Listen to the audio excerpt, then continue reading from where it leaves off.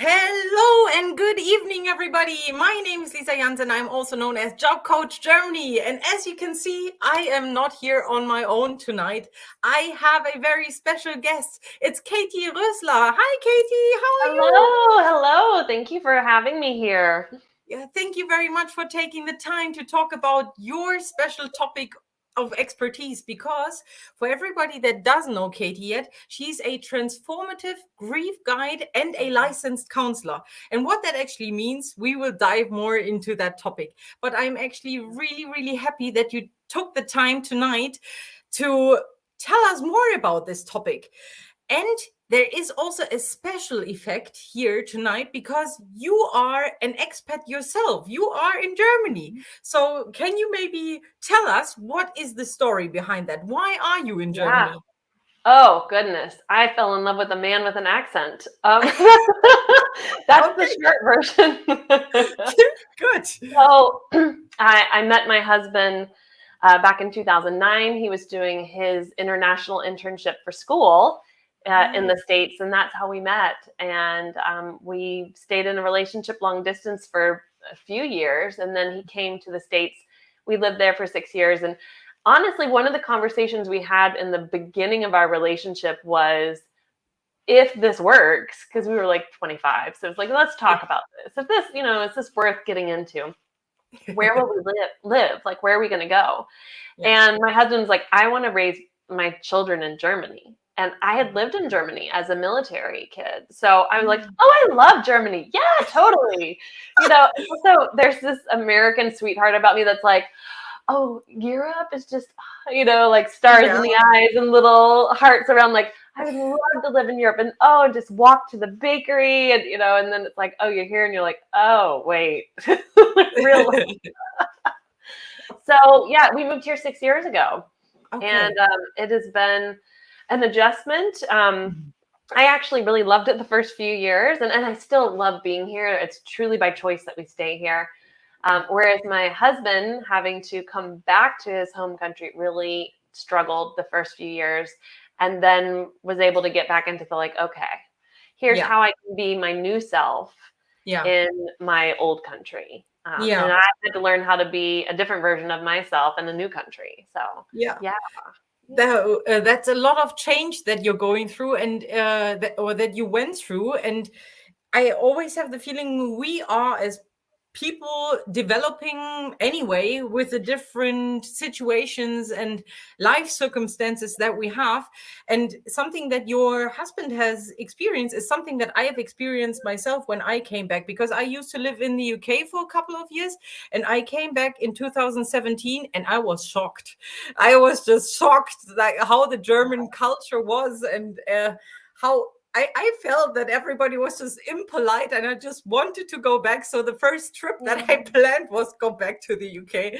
And that is something that I wasn't aware of, that there are experts out there that can actually help me to understand what is going on in my mind and just in general with this circumstance. And so it's very helpful that you are doing what you are doing, and we will dive more into that topic. And I can see that you can talk about this topic from so many different perspectives, because your husband is this repatriating person and you are adjusting to a new culture in that sense. So it's very helpful also for you and your expertise that you have these different perspectives that you can integrate into what you're doing. So before we dive into your expertise as a transformative grief guide and a licensed counselor, I want to ask you, do you remember what you wanted to become when you were younger, when you were a child? Was because obviously I think I mean, I wasn't aware of the fact that there is a person like you that can offer what you are offering. But when you were a child, I think you were not, you didn't know that you were going to be a transformative grief guide. No, I love dolphins. And so I was one of those, like, I'm going to be a marine biologist. Like, Oh, that's what I wanted for the longest time. And I actually went to college then for pre-med with an emphasis in physics because I loved physics and calculus and all of these things. And I was like, I'm going to do pre-med. And then after a semester of that, I realized they were not my people, if that makes sense. The professors, like I'd come to chat with them and like, hey, and I was bubbly and talkative, and they were like, no eye contact. And I'm like, okay, so this isn't going to work for the next 4 years. Like this is just not this dynamic. It's not you, it's me. So then I went the psychology route, and because of my experiences with like my parents' divorce and moving so much, we had a family counselor around the time that I was 14. And then it was just clear to me that when I started doing psychology classes, that this is really, I believe kind of created to do, because my whole life was about adjusting, meeting new people, really taking the time to listen to them so that I knew how to adapt. And because I'd moved so much, I had a lot of wisdom to give about life and things. And so that it worked out. But I will tell you that calling my mom that day and being like, I've changed to psychology, I'm not going to be a doctor, was, like, this is my life calling. You're like, what? I thought you were going to be a doctor. And she adjusted pretty fast, but I will say that first phone call was like, okay. But that's so really my interests have kind of, gone all sorts of different ways. Yeah, but that's also a way of accepting for yourself that it's because you had this idea in your head of what you wanted to become, and then changing. I think that's also a difficult situation sometimes, that we allow ourselves. Okay, I can just separate from that version or this vision that I had of myself, and now I'm going into a different direction. And sometimes we don't even realize that we are in a process like that. It's just like, oh, psychology is so interesting to me. Let's dive into that topic. And then you're just sliding into this new direction. But actually, are we processing that, or can that cause some sort of trauma in the long run? So I don't think it necessarily causes trauma, but I will say it causes grief. And we can start getting into how I define grief, and how grief actually, if we think about it, truly is defined. But, what causes grief is the needing to let go of an old dream and an old identity, because I even went into school saying to people, I'm going to school for pre-med. I'm going to school for pre-med. And that creates an identity around me. And then I had to let that go. So that piece of adjustment, we forget, creates just natural, normal grieving, letting go, going, okay, this is no longer, which is why many struggle with the decision to move forward in a different, way. Because I think there's a lot of guilt and shame wrapped up in, well, if I'm grieving this, then maybe I didn't really want to do it. And like, no, actually, it's just a normal part of transition. So my definition of grief is, and truly, I think we've all learned this over the last almost 3 years. It's letting go of the way we thought life would or should go, and learning how to accept how life is. Because the woulds and the shoulds do include like loss and death. I thought this person would always be around. I never expected that they would pass, or I knew that they were dying, but I wasn't ready yet. And so we have that component, and then we have like the grief of like me as a military kid, moving every 2 to 3 years, always saying goodbye, always having to let go of whatever ideas and hopes I had for friendships and relationships, and I'll go to camp at this place this summer. And then it was like, nope, we have to move. So that brings its own grief, creating a new identity, getting married, becoming a parent, all of that comes with grief. And it doesn't mean you're not grateful for your new situation. It just means you also are letting go of this natural, normal process.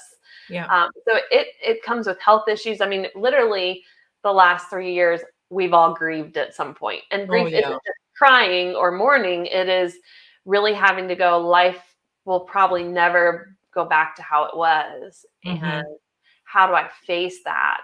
But as expats, it's wow, here's my new life. Mm-hmm. I have to let go of my old life. Mm-hmm. Even as silly as like, I've got to unsubscribe to emails that will no longer, I'm not going to be able to shop at that store anymore. Let me like things where it's like, no, I'm going to hold on to those memories and those things. Yeah. Yeah. And if we don't grieve, then we get very irritable and agitated, and we're negative about the new culture, country. Sometimes we become opposite. We get so negative about our old country. Like we Yeah. just don't realize that it's just grief. And if you have a partner, then you're fighting with them and you're Yeah. blaming them. And Yeah. it can impact productivity at work because our minds are not able to focus because we have so much, I call it like emotional baggage. Yeah. Yeah. And it just starts to weigh us down.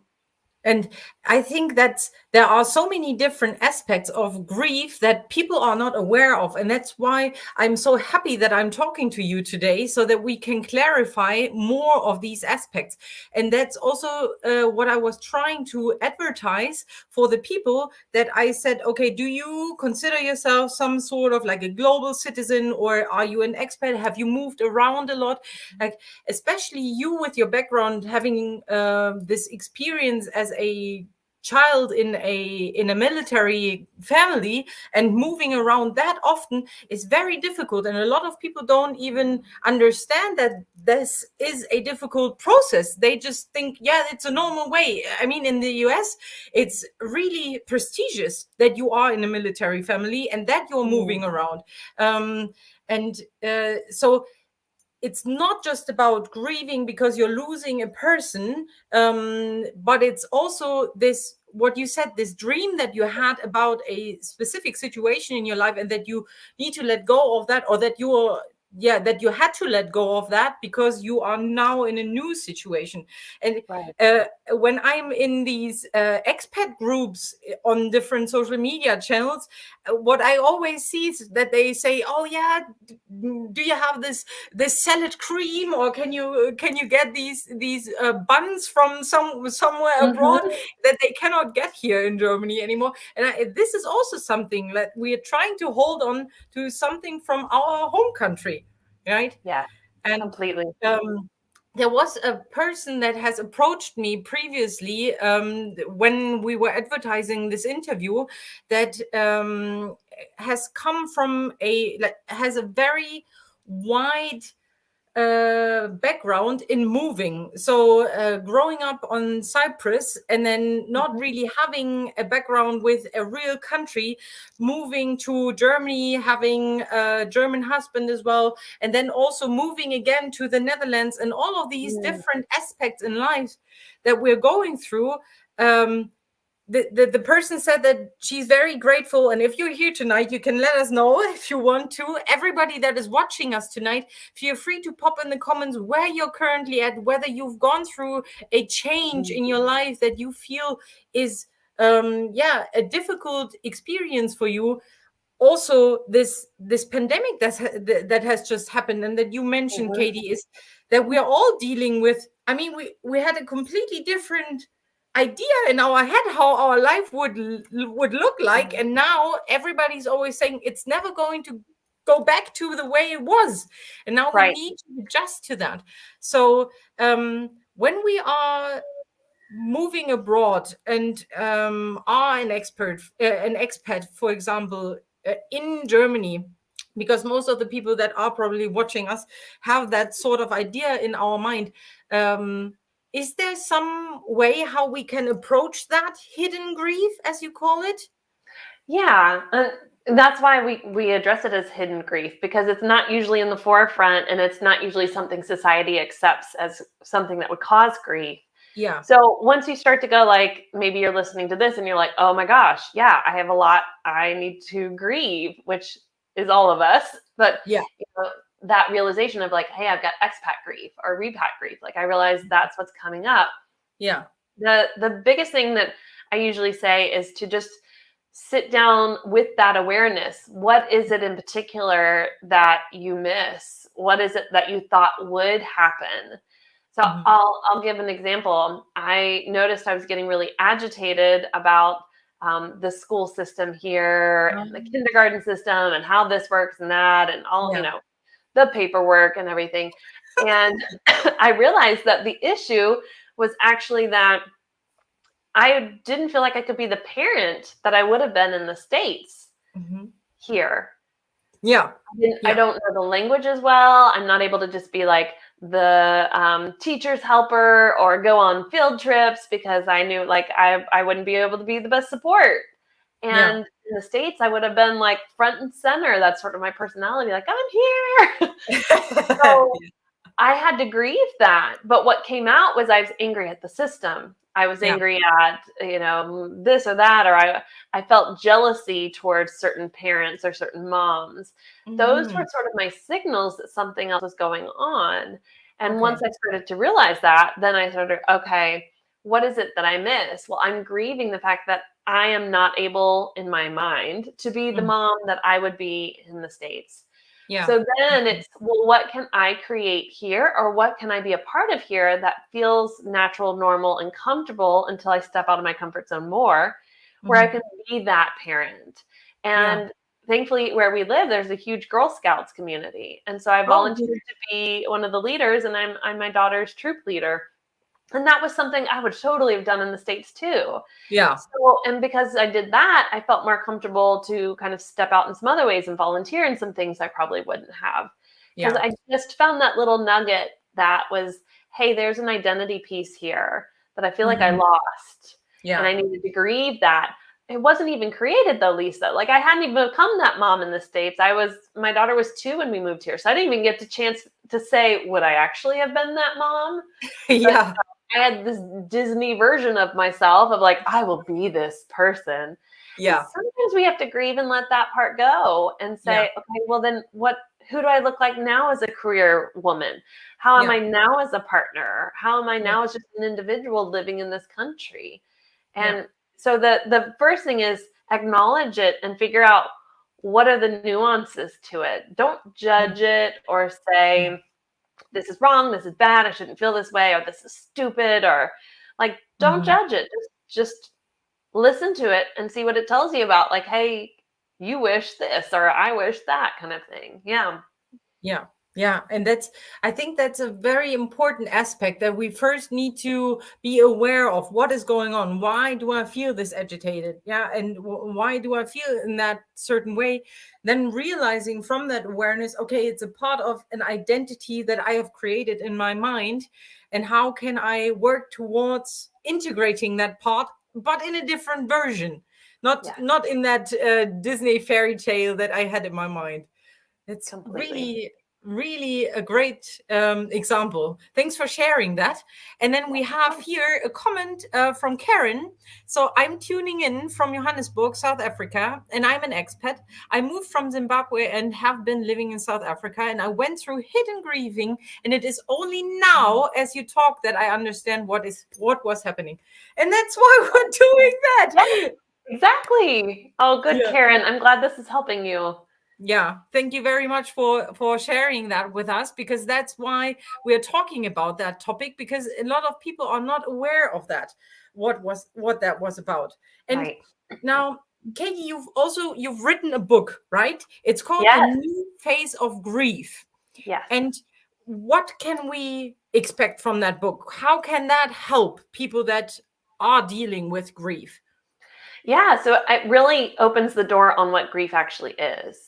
So that you see the wider perspective, not to create more suffering and like, because I truly believe that we're always struggling until we see it and start to deal with it, right? So it's always an undercurrent. And it helps you to understand, what causes that hidden grief, why it causes it, because often it's the conditioning we received around certain situations that perfectionism is a lot of grief. Yeah. And, as well as being I'm not going to touch it. I don't really want to start anything or try anything. Yeah. That has a lot of grief too. So it comes often from our childhood and teen years. And once we start to see how we can take apart those experiences and face them and grieve them, maybe it was how we were parented, maybe it was situations with bullies, or we were the bully, all sorts of different things. So the book really unpacks all of that. It starts to look at, I pay sort of homage to the stages of grief, because though some don't really like it, I explain why they were created, and then I kind of go into like what that sort of looks like in grief, modern day grief, because now we can escape on our phones, and we can, we all these different things that we do that we think, oh, I'm just unwinding, but really it's hidden grief showing up, and we just don't want to feel it. And then at the end, I talk about what grief looks like during holidays and anniversaries, and the feeling of broken heart, what's happening to you, actually, that feeling of like, I can't, the physical experience, or when we long for something, that nostalgia that feels like painful. I teach what that is in there too. So, and at the end of each chapter, like key takeaways, so that you go through it and you can come back and like pull those snippets that you need. So I love the book, of course, but I think on top of it, I love what it's doing for people. And over 300 people have purchased it. And I've received so many emails and messages and text messages just saying like, wow, this is opening my eyes, or this is changing things. I mean, I've had professors email me, like just going like, this right here, this is what's going to help people just start to be more comfortable in their own skin. Because truly what happens is hidden grief affects our personalities and our identity.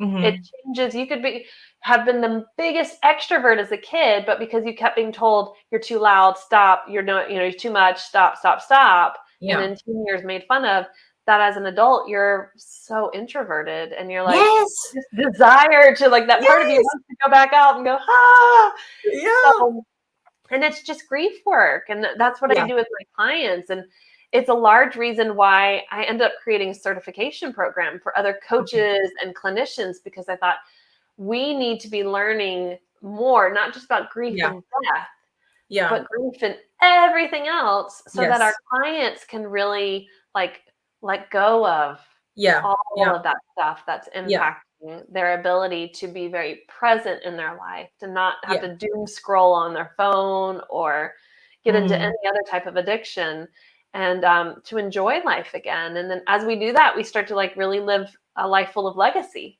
And like we're present, and we're doing things that people remember us for, that like feel authentic to us. And that also gives me a great idea. So first of all, I have to read your book, and once I read it, I will probably invite you again so we can discuss more, so that I understand what this is all about, because I actually think that I can learn a lot from that.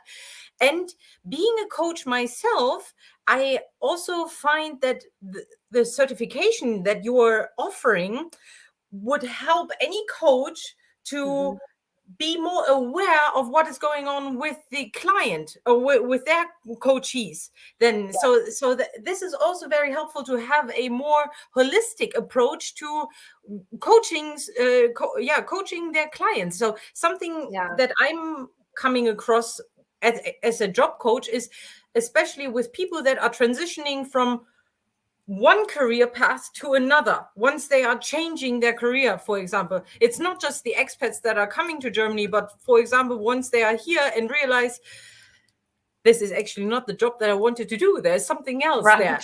And to be more aware of those tiny aspects, the grieving aspect of the person, would help me to be a better coach myself. So those certification programs that you're offering are very helpful for coaches like myself.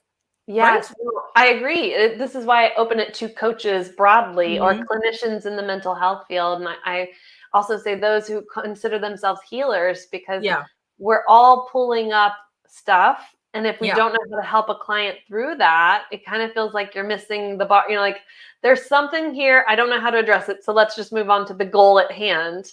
But the Legacy Growth Certification Program, we're starting again end of September. And it's just this beautiful way of coaches, clinicians, to know what to do in those situations, and not feel like, I just, like you said, the more holistic viewpoint and perspective. And for me, it changes the client's whole view on the experiences that they're having. They start to see grief as a tool for growth versus something to avoid. And that shift, I had a friend the other day say, So I used to be the couples therapist here where I live, and working with expats and helping them. And I had to take a break after the heaviness of the pandemic. We worked with so many couples online, and it's time to switch. And so I started working really in grief in the last 2.5 years. She said, I don't know, like, I feel like grief is going to be heavier than couples work. And I said, actually, no, because grief isn't something that I feel is as heavy as everybody. I think the heaviness we've been conditioned to believe. This is, feeling sadness, feeling emptiness is bad. You want to avoid it. You know, you deserve better. Go eat something, drink something, spend money, instead of like, ooh, you feel that? Good. Okay, so what are you going to do with that? So you can use it as a push. You can use it as a push towards creating. So first of all, to learn more about yourself, but then also use that to create a part of your identity that you probably didn't know existed, or something like that. Right, to be more authentic, because then all of a sudden you're not scared, in your workplace, you're not scared to really be yourself because you accept who you are. And so you've written that book, and people can work with the book, but can people also approach you and work with you directly, like in one-on-one coachings or group coachings, or what do you offer? So I do one-on-one, and it's usually in 3 months. So I see clients every other week, because we really dive into their grief timeline. What are the false beliefs that are going on? What's their grief trigger response cycle? Talking in clinical terms, like, what triggers you, and then how do you react, and how would you like to change that? So, those types of things. And so we go through that over a 3-month time. And then I find all the clients I've worked with on my methodology, after that, we just meet once a month, because it's just, at that point, it's kind of accountability to keep doing the work on your own. I also have a, do it on your own time at home course, which is a 5-part video series that I had done live. And it's a beautiful way of doing the things that I teach without me having to be present. So I teach still. You get to see the questions that people asked and things, and then you get to really like pause the video, do the activity, hear how other people processed it. So we have that as well. So I do workshops here in the community. There's a variety of ways, and on KatieRössler.com, you can do work with me. Click on that, and then you'll see, all the things that are going on. There's a pretty busy fall schedule coming up, so there's different ways to work on your hidden grief. And do you offer everything in person or also online for people that need you from somewhere else that are not living close by? So I only see my clients online right now. I am a mom of 3 kids. During the pandemic, I was crazy and had a child. So I still am at home with her. But I find, online works so much with people's schedules. As much as I miss that face-to-face, kind of when you're doing grief work, it sounds weird, but it doesn't really matter if I'm in the room or not. Like, I'm giving tools, and they're writing, and they're, so it's, I do a lot of guided meditations as well. And that, you can listen to that anywhere, right? You don't really have to have the person in front of you. Eventually I would love to be back in person, but I'm also embracing the season of my life. That means I'm more online. And that's also, that's very helpful, because that means that people from wherever they are tuning in from, they can work with you. And now that they know more about this topic, they can, just reach out to you and work with you also online. I think sometimes this might even have, it's a good aspect that it's online. If limiting beliefs are popping up, for example, and you there is something that has triggered you, and you might cry about something, then it's good that you're in your own apartment or in your house, and don't have to walk from your office back home, for example. So that is something that is very beneficial, that you're offering that online as well. Yeah, I think so too. And honestly, when you're in your comfortable clothes, you can almost even more like relax into the session with me and really discuss the things you want to. And a lot of my clients go into that first session with like, oh gosh, we're going to like dig everything up.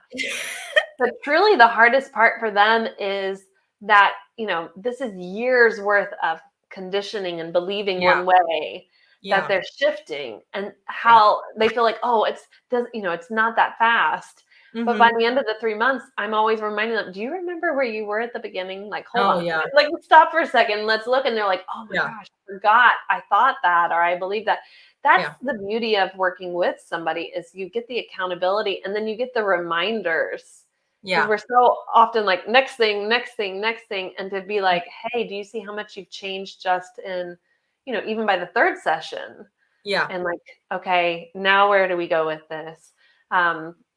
It isn't actually the writing of or sharing the things that have happened to them, because I have a very logical way that I approach all of those things. Grief is such an emotional topic, but there's a real logical way to approach it that allows your body not to get into, so much like, oh God, we're bringing it all up kind of thing. And that's from 15 years as a counselor, knowing like, okay, here's how we get our mind and our body reconnected and keep it safe as we talk about things. And it's also, this is something that I always find very interesting, that having, for example, a family counselor in the US is something that is very common, very typical, or normal, you would say. But somehow in Germany, I sometimes still have the feeling that if you're telling someone that you are seeing a counselor or a therapist or a healer or something like that, that people are looking at you, are you crazy? Why are you doing that? And this is also like the social conditioning, right? I have the feeling that our generation now is more open to that. But when we're looking at our parents' generation, for example, and you think, okay, maybe you should talk to someone about that. And they would just say, no, I'm not doing that. This is really weird. And I think that it's such a relief that this is such an open communicated topic in the US, but very difficult here in Germany. Have you encountered that as well? Yeah, I have. And when I share with people what I do, it's like, oh. Now, like, I'm not going to talk to you at the party anymore. Whereas in the States, everybody would be like, the counselor in the room, let me tell you everything. I tell you, I've had so many airplane flights where I was like, oh my God, I feel like I should charge you for that session. It just feels a little bit like a therapy for them kind of thing. But here I think it's admired, but it's not comfortable to really share or talk about. But I do agree that our generation is starting to say, like, if we don't clean up y'all's issues that you've now put on us, we're going to just keep rolling it downhill, and that doesn't help anybody. And I think our generation is seeing more and more, especially those in the States who've had the issues with, shootings in high school and stuff. I mean, I remember in high school when all of a sudden we had to do those lockdowns. So we realize if we don't start helping those next generations how to have emotional intelligence, how to ask for help, how to recognize signs, and how we as parents, as leaders, as coaches, as adults in our communities can help the younger generations. We know something has to be done. You can't just ignore the problem and think it'll go away on its own. And then it's not a weakness to ask for help. I mean, yes, you don't have to go tell everybody that you're seeing a counselor, a coach, a guide, any of that. But you can still reap the benefits of it, and let that be your little private thing. I mean, I think we've lived in a world now where like everybody shares too much about their lives at times. But you can. That's the beauty of me bringing my counseling roots into being a transformative grief guide, is everything's confidential. I'm not out there going like, hey, Lisa said this in session today. Let me go talk about it on social media. Yes, right. No. That's and that's also, that's sometimes some things that something that I also tell my coachees, because sometimes they don't want to share that. I have that a lot, that they don't want to share that they work with me, and I say, well, if we're both doing our jobs great, nobody will notice that you've worked with me. But you will know, and you will have changed. So it's very valuable. I think I could talk with you forever, but I think it's a great first impression that we've now received and learned about hidden grief. And I really like that you have this combination of being a transformative grief guide and a counselor. So this can help a lot of people. And when they want to work with you, where can they find you? How can they approach you? Yeah, so you can see on the screen my website, katierössler.com. From there, you can click on Work With Me. There's a contact page if you'd like me to speak at any of your events as well. I have a speaker page. But if you just want to, like, right now, email me. It's info@katierössler.com, and you can see how to spell Rössler. Or if you're on any of the social media platforms like LinkedIn, you can just connect with me there. On Instagram, it's @katie.rössler. And I'm on Facebook as well, Katie Rössler. So search and you shall find. I've got videos on YouTube. I've got blogs on Medium. I'm everywhere. You'll find it. One of my favorite things to tell people is if you go onto Spotify. I was like, now I'm going to draw a blank. If you go on Spotify, I literally have a playlist of all of my podcast episodes. So if you're like, I've done expat podcast episodes, let me find those. I want to hear about my relationship in grief or how to improve my relationship as an expat. You can find all of those on there as well. So it's a real easy link. Just literally search my name and and there you have it. And that's also for everybody that is watching us or is also watching the recording. I have linked almost all of Katie's social media and website links in the video description. Something that I will update is the Spotify one, because I didn't know about that yet, but that's a good hint. So I will put that in the comments for everybody to search. I also at some point shared this meditation that you have on your website that is accessible. So there's a lot of information out there already. If you want to get more accountable with the topic, then just go on Katie's website, because that's already very helpful. And you can also, just pop into our Welcome to Germany Summit, because Katie is part of that as well. If you want to learn even more, you can learn more about that. And as she said, just reach out to her. And and Karen also says something here. Oh, good. She shared the link. Oh, yeah. Yes, I love the podcast interviews. Here is the link. Thank you, Karen. Thank you so much for sharing that. So you guys know about that now, and you can, but I will share it on the other social media channels as well.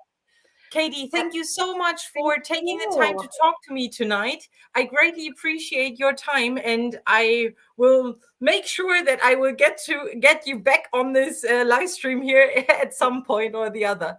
Thank you so much. Thank you. Have a good night. Bye-bye.